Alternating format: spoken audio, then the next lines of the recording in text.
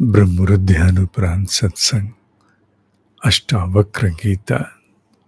आज अष्टावक्र गीता का दूसरा प्रकरण आरंभ होता है। विकसित आध्यात्मिक साधक जनक ब्रह्म ऋषि अष्टावक्र से ज्ञान प्राप्त कर धन्य हुआ और कुछ अनुभव भी उन्होंने अपनी साधना में प्राप्त किए, जिनके फल स्वरूप वो भीतर से बहुत आह्लादित हैं, आनंदित हैं। जो अपने साक्षी स्वरूप की, आत्म स्वरूप की अनुभूति प्राप्त की, उसे प्राप्त कर वो धन्य होकर के अब कहते हैं, अहो निरंजनः शांतः बोधः अहम प्रकृतिः परः एतावंतम अहम कालम मोहेन एव विडंबितः। मैं निर्दोष हूं, शांत हूं, बोध रूप हूं, प्रकृति से परे हूं। आश्चर्य है कि मैं इतने काल तक अज्ञान के कारण ठगा गया हूं। जब भीतर से ये बोध दृढ़ होने लगता है कि मैं साक्षी, अनुभव करता, इन विषयों से, वासनाओं से, कामनाओं से, शरीर से, जगत के बंधनों से परे हूं और मैं अपने आप में पूर्ण आनंद हूं, तो फिर भीतर गहरा बोध उतरता है, इतने काल तक मैं क्यों इस अज्ञान के अंधकार में रहा। मैं तो फंसा रहा।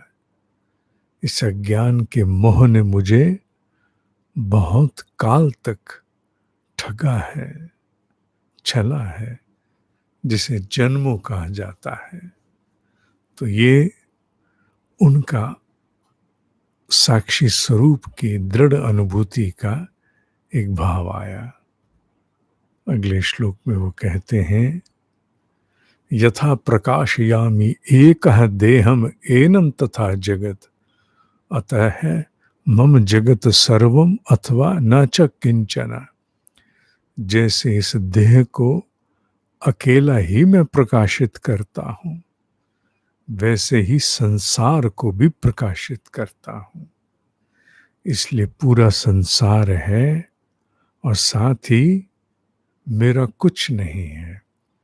यहां मेरा पूरा संसार है से तात्पर्य जानना होगा कि मेरे होने से, आत्मा के होने से, चैतन्य के होने से ये पूरा जगत है। और शरीर भी तो जगत का ही भाग है। ये शरीर जगत से भिन्न नहीं है। ये भी तो पंचभूतों के द्वारा रची सृष्टि है। तो जैसे ये शरीर मेरे ही द्वारा रचा है, पर फिर भी मेरा कुछ नहीं है। यहां बहुत दृढ़ भाव ये है, फिर से वही उदाहरण सूर्य का। सूर्य की किरणों से सब प्रकाशित है। सूर्य की किरणों से सबको ऊर्जा मिल रही। सूर्य की किरणें पोषण भी दे रही।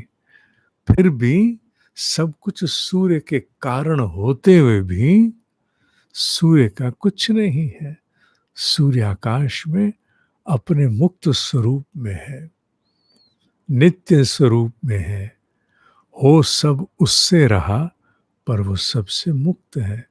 ठीक उसी प्रकार यहाँ इस बोध को प्राप्त कर ब्रह्म ऋषि की साक्षी में, उनकी शरण में साधक राजा जनक कहते हैं कि मैं अनुभव कर रहा हूं कि मैं जो साक्षी हूं, मेरे ही कारण ये पूरा जगत है।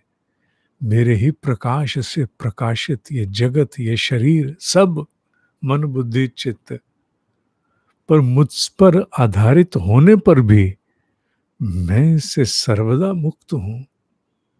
मैं इसमें फंसा हुआ नहीं हूं। मुझसे है, पर मैं इससे मुक्त हूं। जैसे सूर्य से पूरे जगत में प्रकाश, पोषण, ऊष्मा ऊर्जा, फिर भी सूर्य मुक्त। ठीक वैसे ही आत्मा से सर्वस्व की रचना, पर आत्मा मुक्त है।